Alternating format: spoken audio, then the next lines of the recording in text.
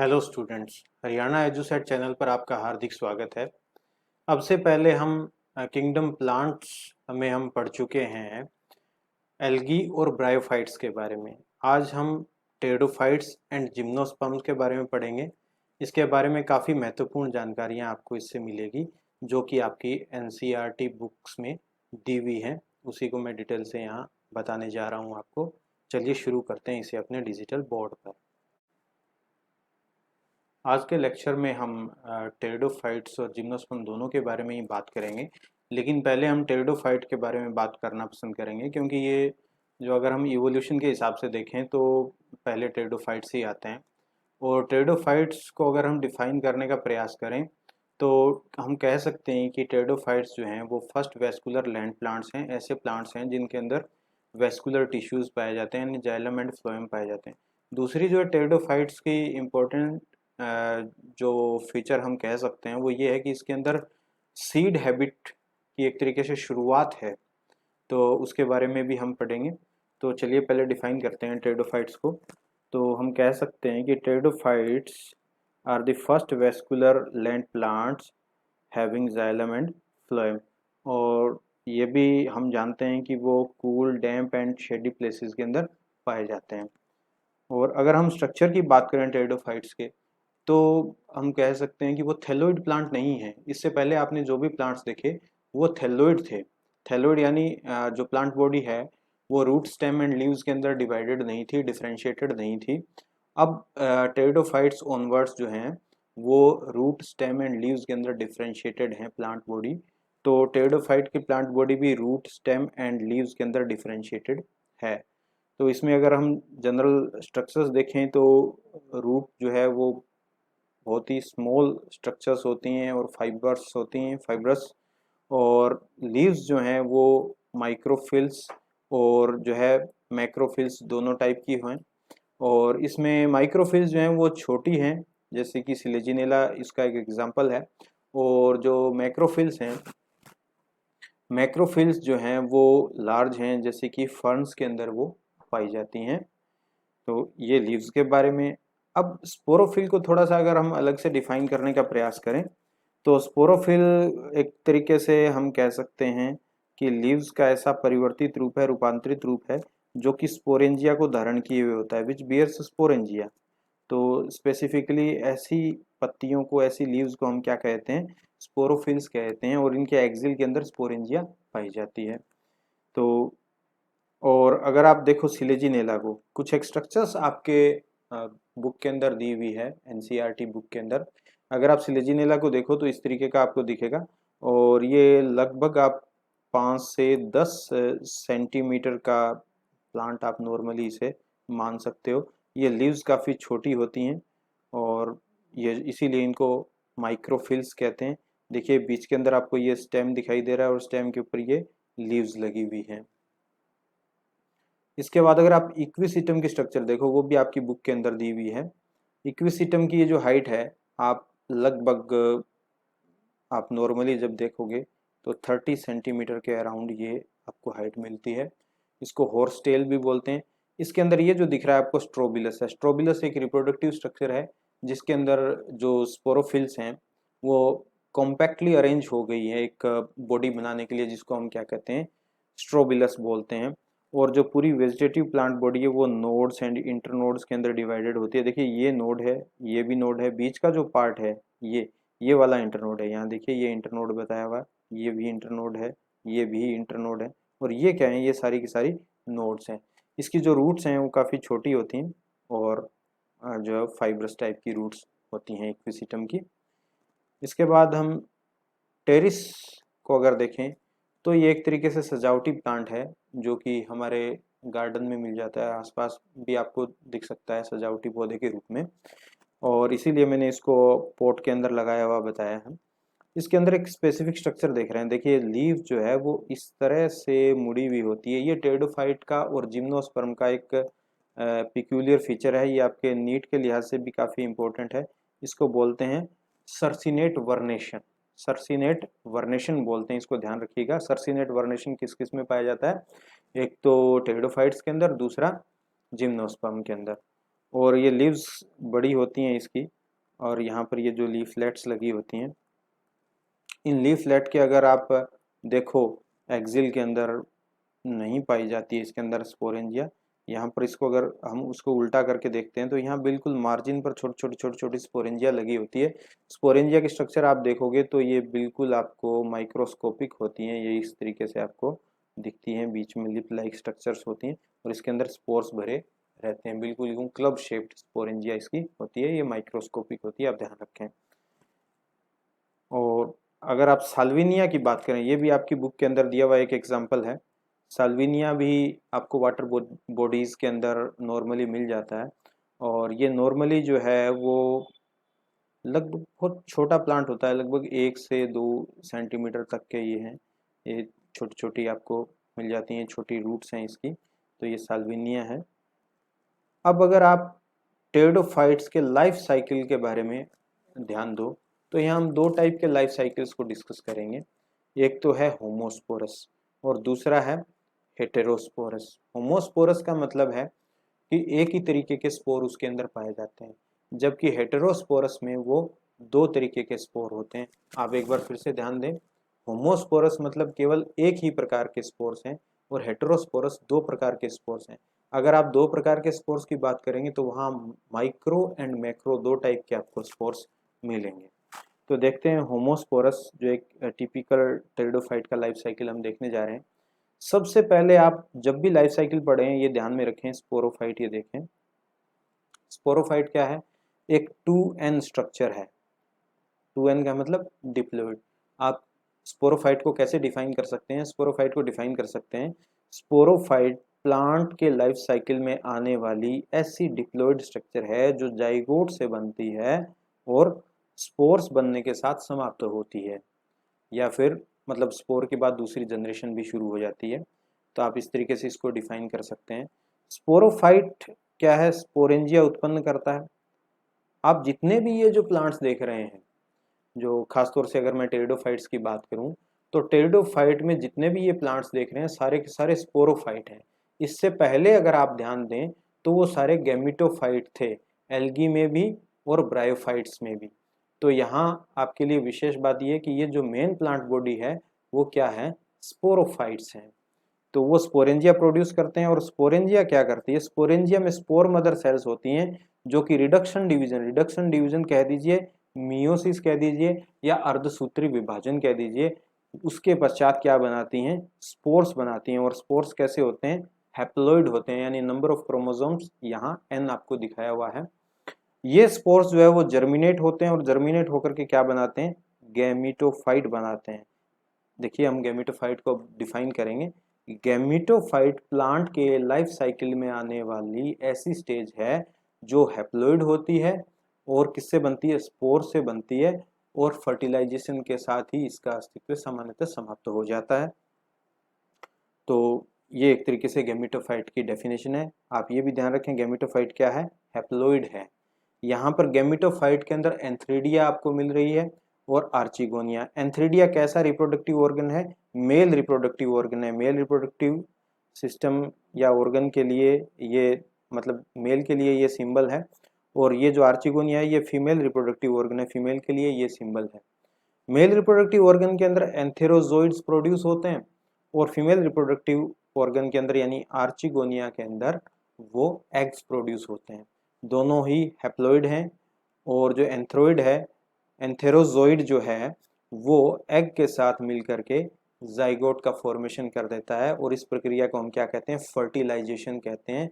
Fertilisation के साथ ही zygote बन जाता है, और जाइगोट क्या है? एक डिप्लॉइड सेल है, फर्स्ट डिप्लॉइड सेल है प्लांट के इस लाइफ साइकिल के अंदर, और इससे क्या बन जाता है? वापस स्पोरोफाइट। तो ये एक तरीके से लाइफ साइकिल है एक होमोस्पोरस टेरिडोफाइट का, जिसके अंदर स्पोर सारे एक जैसे ही होते हैं, एक ही टाइप का गैमिटोफाइट बनता है। उस गैमिटोफाइट पे दोनों ही प्रकार के जो male and female reproductive organs produce होते हैं, और वो आगे के सेक्सुअल रिप्रोडक्शन के अंदर भाग लेते हैं। अब देखते हैं हेटेरोस्पोरस जो प्लांट होते हैं उनका लाइफ साइकिल के अंदर। हेटेरोस्पोरस मैंने पहले ही आपको बताया था, 2 तरीके के स्पोर हैं। एक तो छोटे स्पोर्स हैं जो कि माइक्रोस्पोर कहलाते हैं, जो कि आप उनको मेल स्पोर भी बोल सकते हो, और दूसरे जो हैं बड़े स्पोर्स हैं जिनको हम मेगा स्पोर बोलते हैं, जो कि एक तरीके से फीमेल स्पोर्स भी आप उन्हें कह सकते हो। ऐसा जो आपके सिलेबस में दिया हुआ है वो सिलेजिनेला के संदर्भ में दिया हुआ है, आपको सिलेजिनेला को ही ज़्यादा विशेष ध्यान से पढ़ना है। तो यहाँ फिर देखिए ये जो स्पोरोफाइट है ये क्या है, जैसे कि हम होमोस्पोरस के अंदर देख पाए थे स्पोरोफाइट, यहाँ क्या है 2n है, 2n यानी डिप्लॉयड है। एक बार मैं क्लियरली लिख देता हूँ, 2n यानी डिप्लॉयड है। स्पोरोफाइट जहाँ भी आएगा वो 2n या डिप्लॉयड ही कहलाता है। उसके बाद देखिए male sporangia and female sporangia, दो टाइप की स्पोरेंजिया है। मेल स्पोरेंजिया को हम माइक्रोस्पोरेंजिया भी बोल सकते हैं। क्या बोल सकते हैं इनको हम? माइक्रोस्पोरेंजिया, ठीक है। और फीमेल स्पोरेंजिया को हम मेगा स्पोरेंजिया भी बोल सकते हैं, ये आप ध्यान रखें। इन स्पोरेंजिया के अंदर जो स्पोरोजिनस टिश्यू होता है, ये स्पोरेंजिया भी देखिए डिप्लॉयड है।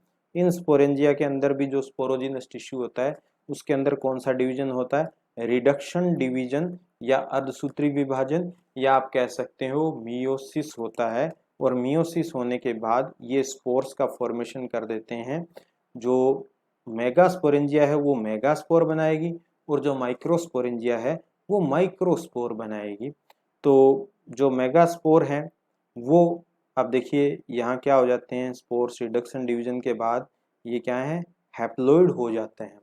और जो हैप्लॉइड स्पोर है मेगास्पोर वो क्या बनाएगा, फीमेल गैमीटोफाइट।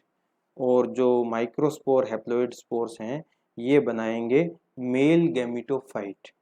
फीमेल गैमीटोफाइट पर क्या प्रोड्यूस होगा, फीमेल रिप्रोडक्टिव ऑर्गन यानी आर्चिगोनिया। और मेल रिप्रोडक्टिव ऑर्गन जो कि मेल गैमीटोफाइट पर प्रोड्यूस होता है वो क्या कहलाता है, एंथ्रीडिया। और होमोस्पोरस की तरह एंथ्रीडिया में क्या बनते हैं, एंथेरोजोइड्स बनते हैं। और आर्चिगोनिया में क्या बनते हैं, एग्स बनते हैं। और वही प्रोसेस एग एंड एंथेरोजोइड्स मिलकर के जाइगोट बनाए जाते हैं, जो कि फर्स्ट सेल है इस डिप्लॉयड पीढ़ी की, डिप्लॉयड जनरेशन की, यानी स्पोरोफाइट का फॉर्मेशन इस जाइगोट से शुरू होता है और स्पोर पर समाप्त होता है। तो एक तरीके से ये हेटेरोस्पोरस का लाइफ साइकिल था। ये काफ़ी इम्पोर्टेंट है, अभी आपको समझ में आएगा। एक जो हम पढ़ने जा रहे हैं टॉपिक सीड हैबिट, ये काफ़ी इम्पोर्टेंट टॉपिक है। अगर आप बात करें सीड्स, सीड्स कैसे बनते हैं प्लांट के अंदर, और अगर हम इन्हें देखना चाहें एंजियोस्पर्म्स के संदर्भ में या जो जिम्नोस्पर्म्स हैं वहाँ पर क्या क्या कंडीशंस होती हैं, वहाँ पर कुछ एक कंडीशंस होती है। पहली चीज़ है हेटेरोस्पोरी का पाया जाना, यानी दो तरीके के वहाँ पर जो आपको हैं स्पोर्स मिलते हैं। तो यानी फर्स्ट कंडीशन इज हेटेरोस्पोरी। और दूसरी जो कंडीशन है, जो फर्टिलाइजेशन है, वो इंटरनल टाइप का होता है, यानी फर्टिलाइजेशन में स्पोर जो है वो बाहर नहीं आते हैं, यानी मेगा स्पोर खासतौर से बाहर नहीं आएगा। और जो इंटरनल फर्टिलाइजेशन होगा यानी मेगास्पोरेंजिया में ही जो है वो एंथेरोजोइड जाके फर्टिलाइज करेगा। तो ये इंटरनल फर्टिलाइजेशन है। और इंटरनल फर्टिलाइजेशन के बाद जो डेवलपमेंट है वो भी इंटरनल ही होता है, ये आप ध्यान रखें। तो ये तीन कंडीशन है।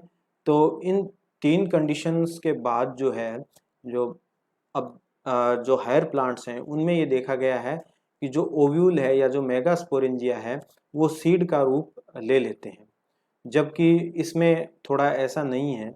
अगर आप सिलेजिनेला के संदर्भ में देखेंगे तो आप ये पाएंगे कि इसमें जो हेटेरोस्पोरी है वो पाई जाती है, इंटरनल फर्टिलाइजेशन भी पाया जाता है और इंटरनल डेवलपमेंट भी पाया जाता है काफ़ी हद तक। इसके बाद वो जो है गैमेटोफाइट है वो बाहर आ जाता है, जहाँ उसमें जो है वो स्पोरोफाइट विकसित होता है। तो एक तरीके से आप ये कह सकते हैं कि सिलेजिनेला के अंदर सीड तो नहीं पाए जाते, लेकिन सीड की एक तरीके से फॉर्मेशन के लिए जो जरूरी कंडीशंस हैं उनमें से अधिकांश कंडीशन उनके अंदर पाई जाती है। तो आप कह सकते हैं सीड तो नहीं पाया जाता, लेकिन सीड हैबिट या बीज स्वभाव का जो विकास है वहाँ पर शुरू हो गया है। इसलिए वैज्ञानिक ये मानते हैं कि जो पौधों में बीज बनने की प्रक्रिया का जो प्रारंभ हुआ है वो टेरिडोफाइट से ही हो गया है। हालांकि बीज इसमें नहीं बनते हैं, लेकिन आप इसको एक इंटरमीडिएट स्टेज मान सकते हैं। तो सीड हैबिट की जो शुरुआत है हम सिलेजिनेला से मान सकते हैं। ये आपका नीट के लिए भी एक इम्पोर्टेंट क्वेश्चन है, दूसरे कम्पिटिटिव एग्जाम्स के लिए भी एक इम्पोर्टेंट क्वेश्चन है। तो इसलिए आप इसको ध्यान रखें कि सीड हैबिट की शुरुआत कहाँ से हुई है, टेरिडोफाइट से हुई है, और उसमें भी जो स्पेसिफिक है वो क्या है, वो सिलेजिनेला है। और अगर कुछ क्वेश्चंस इस तरह के भी हो सकते हैं कि सीड हैबिट के लिए पहली कंडीशन क्या होती है, तो यह जरूरी है कि उसमें हेटेरोस्पोरी पाई जाए, इतना आप जरूर ध्यान रखें। तो ये सीड हैबिट के बारे में था। अब हम देखेंगे जो टेरिडोफाइटा है उसकी क्लासेस कौन कौन सी हैं। टेरिडोफाइटा की जो क्लासेस हैं, मेजर क्लासेस हैं, वो कौन कौन सी हैं। आपकी जो एनसीईआरटी बुक में दी हुई क्लासेस हैं वो हम डिस्कस करेंगे। इनके अलावा कुछ क्लासेस ऐसी भी हैं जो फॉसिल हो चुकी हैं, तो अभी वो प्रेजेंट नहीं है। यहाँ देखिए जो क्लासेस हैं वो है साइलोप्सिडा। साइलोप्सिडा का जो एग्जाम्पल है वो साइलोटम। दूसरी है लाइकोप्सिडा। लाइकोप्सिडा के जो एग्जाम्पल्स हैं वो है लाइकोपोडियम एंड सिलेजिनेला। और थर्ड जो है वो स्फिनोप्सिडा। स्फिनोप्सिडा का एग्जाम्पल है इक्विसिटम। और फोर्थ जो है वो टेरोप्सिडा। टेरोप्सिडा के जो एग्जाम्पल्स हैं ड्रायोप्टेरिस, टेरिस एंड एडियंटम। ये सारे के सारे एग्जाम्पल्स आप जरूर याद रखें, क्योंकि ये कम्पिटिटिव एग्जाम्स में पूछे जाते हैं। तो कौन सा जो है वो कौन सी क्लास से रिलेटेड है, ये आप जरूर याद रखें।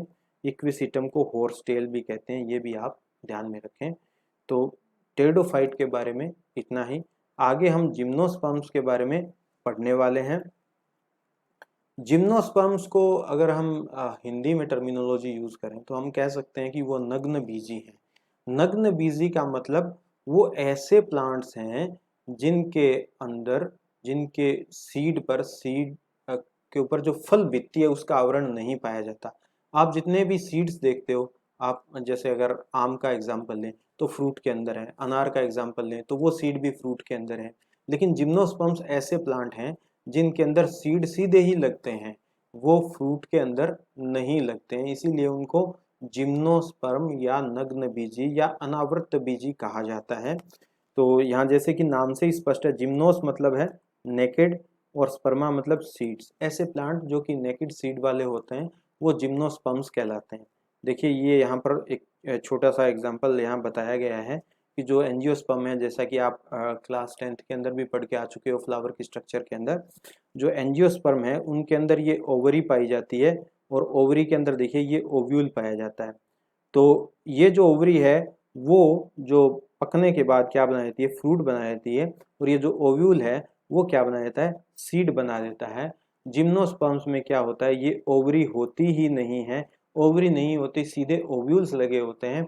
तो सीधे ओव्यूल लगे होते हैं तो सीधे सीड ही बनते हैं, उनमें फ्रूट्स नहीं बनते हैं। ये आप बात जो है विशेष रूप से आप ध्यान में रखें। तो अच्छा, एक दूसरी चीज, ओव्यूल्स का जो दूसरा नाम है वो है मेगास्पोरेंजिया, ये भी आप ध्यान रखें। इसके बाद हम देखते हैं इंपॉर्टेंट फीचर्स ऑफ जिम्नोस्पर्म। सबसे पहली बात, नो फ्रूट वाल, कोई भी फल भित्ति का आवरण नहीं होता। ओनली ओव्यूल, सीधे ओव्यूल लगते हैं, वहां पर ओवरी नहीं होती है। तीसरी चीज जो है, वेसल्स एब्सेंट होती हैं। इसमें भी वेसल्स, जैसे टेरिडोफाइट्स में तो वेसल एब्सेंट होती ही हैं, लेकिन जिम्नोस्पर्म में भी एब्सेंट होती है ये। लेकिन निटेल्स ऑर्डर में ये प्रेजेंट होती है। निटेल ऑर्डर को काफी एडवांस ऑर्डर माना गया है, जो कि एक तरीके से आप एंजियोस्पर्म के बराबर ही उसे मान सकते हो, बिल्कुल कनेक्टिंग लिंक है। तो क्योंकि एंजियोस्पर्म में वेसल्स प्रेजेंट होती है, इसीलिए आप इसमें भी जो है निटेल्स को वेसल्स के बेसिस पे मान सकते हो कि ये एंजियोस्पर्म्स के काफी करीब हैं। और ये मोस्टली ट्रीज होते हैं, ठीक है। ज़्यादातर ये पहाड़ी क्षेत्रों में पाए जाते हैं, यानी टेम्परेट जोन के अंदर ये पाए जाते हैं। अब हम कुछ एग्जाम्पल्स के बारे में डिस्कस करेंगे। सबसे पहला जो एग्जाम्पल आपकी बुक के अंदर दिया हुआ है वो है साइकस का एग्जाम्पल। अगर आप साइकस प्लांट को देखो, एक कंप्लीट मेच्योर प्लांट को देखो, तो वो प्लांट की जो हाइट है आपको लगभग 5 से 6 फीट के बीच में मिलती है। ये साइकस तो आपने जरूर देखे होंगे, लेकिन वो छोटे देखे होंगे, क्योंकि इस हाइट को अटेन करते हुए जो प्लांट को है कम से कम 20 से 30 साल लग जाते हैं। यानी डेवलपमेंट की रेट जो है वो काफ़ी स्लो है। आपने साइकस जो है वो एक तरीके से ऑर्नामेंटल प्लांट के रूप में छोटे देखे होंगे, काफ़ी छोटे साइकस आपने देखे होंगे। तो ये साइकस है, और साइकस का जो स्टेम है वहाँ पर ये छोटे छोटे स्कैर्स पाए जाते हैं, और उन स्कैर्स की जो प्रेजेंस है वो प्रेजेंस किस कारण है, क्योंकि वहाँ पर पहले लीव्स लगी थी, वो लीव्स जो है वो झड़ गई हैं वहाँ से, इसलिए उनके निशान बच जाते हैं जो कि लीव स्कैर के रूप में वहाँ पर आपको दिखाई देते हैं। यहाँ इसकी एक और ख़ास बात है, यहाँ पर इसके जो ग्राउंड लेवल है वहाँ पर छोटी छोटी यूँ एक तरीके से छोटी छोटी कोरलोइड रूट्स आपको मिलती हैं, जिनके अंदर एल्गल जोन पाया जाता है। तो उनके अंदर जो है आपको एल्गी दिखाई देती है। आप हायर क्लासेस के अंदर इसको पढ़ेंगे, सेक्शन ऑफ कोरलोइड रूट के अंदर आपको जो है एल्गल जोन आपको दिखाई देगा।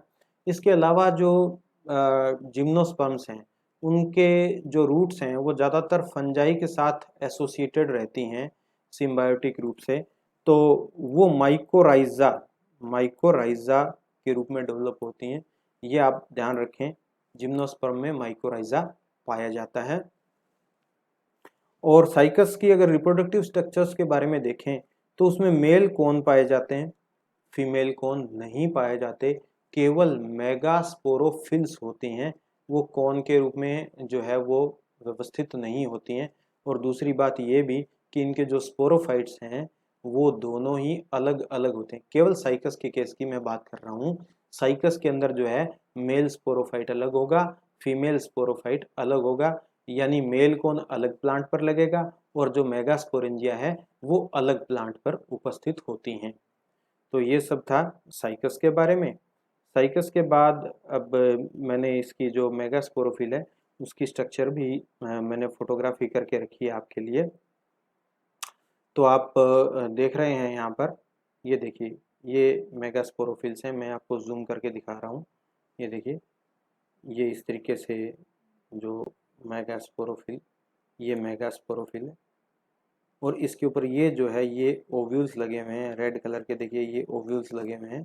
ओव्यूल कह दीजिए या मेगास्पोरेंजिया कह दीजिए, काफ़ी बड़े बड़े ये लगे होते हैं, और जब इनसे सीड बनते हैं तो इनका साइज़ थोड़ा और भी बढ़ जाता है। तो आप कहीं भी ऑर्नामेंटल प्लांट के रूप में लगा हो साइकस तो उसको आप देख सकते हैं। यहाँ पर जो दूसरा प्लांट मैं डिस्कस करने जा रहा हूँ वो है पाइनस प्लांट। पाइनस जो रिलेटेड है वो कोनिफेरल्स ऑर्डर से रिलेटेड है। कोनिफेरल्स का मतलब ये है कि बिल्कुल कोन शेप स्ट्रक्चर होती है। देखिए इस तरीके से आप यहाँ पे भी देख रहे हैं, ये देखिए ये कोन शेप स्ट्रक्चर है प्लांट की। ये फोटोग्राफ मैंने जो है वो गुड़गांव में बोटेनिकल एक्सप्लोरेशन के लिए गया था, तो वहाँ पर मैंने ये फोटोग्राफी की थी। ये देखिए आप इन कंपैरिजन प्लांट का साइज भी देख सकते हैं कि ह्यूमन के जो कंपैरिजन में है प्लांट कितना बड़े साइज में है। तो आप ये देख पा रहे हैं ढंग से। देखिए ये जो इसकी लीव्स हैं ये नीडल्स कहलाती हैं, बिल्कुल सुई की तरह होती हैं, इसलिए इनको नीडल्स बोलते हैं, पाइनस नीडल बोलते हैं। और एक और जो आपकी बुक के अंदर दी हुई बात है वो ये है कि जो सिकोया प्लांट है वो सबसे लंबा प्लांट है इस पृथ्वी पर पाया जाने वाला, जो कि जिम्नोस्पर्म से ही रिलेटेड है, इसलिए इसको मैं यहाँ पर बताना चाहूँगा। उसको रेडवुड ट्री भी बोलते हैं। पाइनस प्लांट के अंदर जो है मेल एंड फीमेल कोन एक ही प्लांट पर मिलते हैं। आपको फीमेल कोन हो सकता है आपकी लैब में देखने को मिल जाए, उसका लगभग इतने बड़े साइज का वो फीमेल कोन होता है। मेल कोन इसके अंदर छोटे होते हैं, जबकि साइकस के जो है वो मेल कोन्स काफ़ी बड़े होते हैं और फीमेल कोन उसमें पाए नहीं जाते। वो मेगास्पोरेंजिया जो है मेगास्पोरोफिल पर ही पाई जाती है, लगभग इस पेन के साइज की या थोड़ी बहुत इससे बड़ी हो सकती है मेगास्पोरोफिल्स। तो अब हम बात करेंगे निटेल्स ऑर्डर की। अगर निटेल्स में हम देखें तो नीटम एक प्लांट है जिसका मैंने यहाँ पर आपको डायग्राम बनाया है। ये काफ़ी कुछ एंजियोस्पर्म्स जो हमारे आसपास दूसरे प्लांट्स पाए जाते हैं उनकी लीव से रिलेटेड उससे संबंधित सी स्ट्रक्चर है, और इनके अंदर क्या है वेसल्स प्रेजेंट होती है, ये विशेष बात है इनकी। अब मेजर ऑर्डर्स हम देखते हैं जिम्नोस्पर्म्स के, वो कौन कौन से हैं। सबसे पहले है साइकेडेल्स, जो आपकी बुक के अंदर एग्जांपल्स दिए हैं। सबसे पहले है साइकेडेल्स और उसका एग्जांपल है साइकस। दूसरा है कोनिफेरल्स और उसका एग्जांपल है पाइनस। तीसरा जो है वो नीटेल्स, उसका एग्जांपल है नीटम। इसके अलावा कुछ और ऑर्डर्स भी हैं, साइकेडोइडियल्स, और ये जो दूसरे ऑर्डर्स हैं वो जो है वो लगभग फॉसिल्स हो चुके हैं, यानी उनका कोई लिविंग जो ऑर्गेनिज्म है वो रिपोर्ट नहीं है अभी। इसके अलावा एक और एग्जांपल दिया हुआ है आपकी बुक के अंदर जिंको बाइलोबा का, ठीक है। जिंको बाइलोबा एक ध्यान रखें, क्योंकि इसकी जो लीफ है वो इस तरीके से दो लोब्स के अंदर बटी होती है, इसीलिए इसको जिंको बाइलोबा बोलते हैं। और ये जो है वो मतलब इस ऑर्डर के बाकी सभी जो सदस्य हैं वो फॉसिल हो चुके हैं और ये बहुत कम स्थानों पर ये पाया जाता है। अगर आप देखना चाहें तो फॉरेस्ट रिसर्च इंस्टीट्यूट देहरादून के अंदर इसको जो है वो कल्टीवेट किया जा रहा है, वहाँ पर इसको और ज़्यादा बढ़ाने की कोशिश हो रही है। और कुमाऊं यूनिवर्सिटी में भी 2 प्लांट इसके लगे हुए हैं, जो मैंने अपने स्टडी के दौरान बोटेनिकल एक्सप्लोरेशंस में ये देखे हैं मैंने खुद ने। और एक जो विशेष बात है जिम्नोस्पर्म्स के बारे में कि ब्रायोफाइट्स टेरिडोफाइट्स की तरह इसके अंदर फ्री लिविंग गैमेटोफाइट्स नहीं होते हैं। तो जो जिम्नोस्पर्म्स हैं उनके अंदर अगर हम लाइफ साइकिल अभी देखेंगे, उनके अंदर जो आपने अभी तक देखा था गैमेटोफाइट अलग से फ्री लिविंग होते हैं, या तो वो ऑटोट्रोफिक ही होते हैं, सामान्यतः फोटोसिंथेसिस करते हैं, लेकिन ऐसी कंडीशन जिम्नोस्पर्म में नहीं पाई जाती। इनके जो गैमेटोफाइट हैं वो स्पोरोफाइट पर ही डिपेंडेंट रहते हैं और काफ़ी रिड्यूस्ड हो जाते हैं। जैसे जैसे प्लांट्स एडवांस होते जा रहे हैं उनमें स्पोरोफाइटिक जो पीढ़ी है वो उसका समय बढ़ता जा रहा है और जो गैमेटोफाइटिक पीढ़ी है वो स्मॉल होती जा रही है। तो जिम्नोस्पर्म के अंदर जो गैमेटोफाइट्स हैं वो काफ़ी थोड़े समय के लिए आते हैं, एंजियोस्पर्म में और भी थोड़े समय के लिए आते हैं।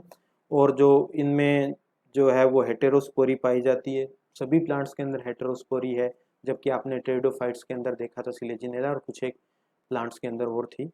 और फर्टिलाइजेशन इनमें इंटरनल होता है। ओव्यूल्स जो हैं वो सीड के रूप में डेवलप हो जाते हैं, यानी यहाँ कंप्लीटली सीड बनने लग गए हैं प्लांट्स के अंदर।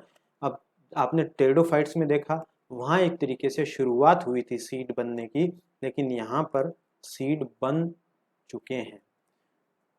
तो इसके बाद हम लाइफ साइकिल देखने जा रहे हैं एक टिपिकल जिम्नोस्पर्म का। यहाँ देखिए वही स्पोरोफाइट है। स्पोरोफाइट कैसा होता है आपको पता है, वो डिप्लॉयड होता है। अच्छा, इनके अंदर देखिए ये मेल कौन है और फीमेल कौन पाए जाते हैं। साइकस के केस में ऐसा नहीं है, वहाँ तो स्पोरोफाइट भी 2 होते हैं, लेकिन इन जनरल अगर हम बात करें, जैसे पाइनस की बात करें, तो वहाँ पर मेल कौन एंड फीमेल कौन अलग अलग पाए जाते हैं। मेल कौन के अंदर माइक्रोस्पोरेंजिया होती है और फीमेल कौन के अंदर मेगास्पोरेंजिया होती है। ये भी दोनों डिप्लॉयड हैं और माइक्रोस्पोरेंजिया माइक्रोस्पोर का फॉर्मेशन करती है, मेगास्पोरेंजिया मेगास्पोर का फॉर्मेशन करती है। मेगास्पोरेंजिया का जो दूसरा नाम है वो ओव्यूल भी है, ये आप ध्यान रखें, ओव्यूल है। अच्छा, जो माइक्रोस्पोर है वो मेल गैमेटोफाइट बनाएगा। मेल गैमेटोफाइट के अंदर क्रोमोसोम्स की संख्या कितनी होती है, हैप्लॉइड होती है, n होती है। और जो फीमेल गैमेटोफाइट बनाएगा वो बनेगा मेगास्पोर से, उसमें भी क्रोमोसोम्स की जो संख्या है वो n होती है। देखिए मेल गैमेटोफाइट से मेल गैमीट बनते हैं और फीमेल गैमेटोफाइट से फीमेल गैमीट बनते हैं। ये भी आर्चिगोनिया में ही होते हैं एग। और इधर ये जो है ये जो गैमेटोफाइट हैं उनके अंदर गैमीट्स बनते हैं अलग से, इनको हम एंथेरोजोइड नहीं कहते हैं। एंथेरोजोइड नहीं पाए जाते हैं जिम्नोस्पर्म में, ये ध्यान रखें, ये आपके नीट के लिहाज से इम्पोर्टेंट क्वेश्चन है। और दूसरी जो चीज़ है, जो माइक्रोस्पोर से मेल गैमेटोफाइट का विकास, ध्यान दें, माइक्रोस्पोर से मेल गैमेटोफाइट का विकास माइक्रोस्पोरेंजिया में ही शुरू हो जाता है, यानी उसमें कुछ डेवलपमेंट हो चुका होता है। जब वहाँ से शेड होते हैं, वो वहाँ से जब निकलते हैं पोलिनेशन से पहले, इनको पोलन ग्रेन भी कहते हैं माइक्रोस्पोर्स को। तो एक बात ये भी आप ध्यान रखें, साइकस के अंदर 3 सेल्ड स्टेज के अंदर और पाइनस के अंदर 4 सेल्ड स्टेज के अंदर और एफिड्रा के अंदर 5 सेल्ड स्टेज के अंदर पोलिनेशन होता है। ये भी आपका नीट के लिहाज से काफ़ी एक इम्पोर्टेंट क्वेश्चन है। तो यहाँ देखिए फर्टिलाइजेशन होता है, फर्टिलाइजेशन के बाद क्या बन जाता है, जाइगोट बन जाता है, और जाइगोट से फिर स्पोरोफाइट का निर्माण होता है। इस तरीके से ये कंप्लीट लाइफ साइकिल है किसका, जिम्नोस्पर्म का।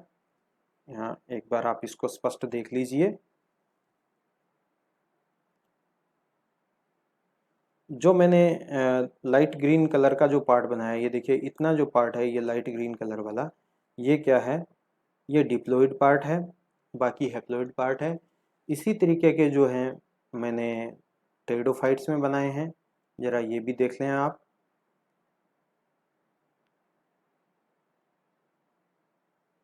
ये देखिए टेरिडोफाइट के अंदर ये जो शेडेड पार्ट है, ये सारा का सारा क्या है, ये डिप्लॉइड है, बाकी का हैप्लॉइड है। तो ये स्ट्रक्चर्स आपको ध्यान रखनी है। तो इस तरीके से ये जो हमारा चैप्टर है इसका कुछ एक पार्ट और बचता है अभी। जिम्नोस्पर्म्स के बाद जो है एंजियोस्पर्म्स एंड लाइफ साइकिल्स बचते हैं, वो हम नेक्स्ट वीडियो में करेंगे। देखिए हम टेरिडोफाइट्स एंड जिम्नोस्पर्म के बारे में काफ़ी कुछ जान चुके हैं। अब आप इन दोनों जो प्लांट ग्रुप्स हैं उनके कैरेक्टरिस्टिक्स की लिस्टिंग करेंगे, और इनके जो लाइफ साइकिल्स हमने देखे हैं, दो तो हम टेरिडोफाइट्स में देख चुके हैं, होमोस्पोरस एंड हेटेरोस्पोरस टेरिडोफाइट्स के, और दूसरा जिम्नोस्पर्म में एक देख चुके हैं लाइफ साइकिल। तो इन तीनों लाइफ साइकिल्स की आपको डायग्राम बनाने हैं ताकि आपको ये प्लांट ग्रुप्स अच्छे तरीके से याद हो जाए। Thanks for watching.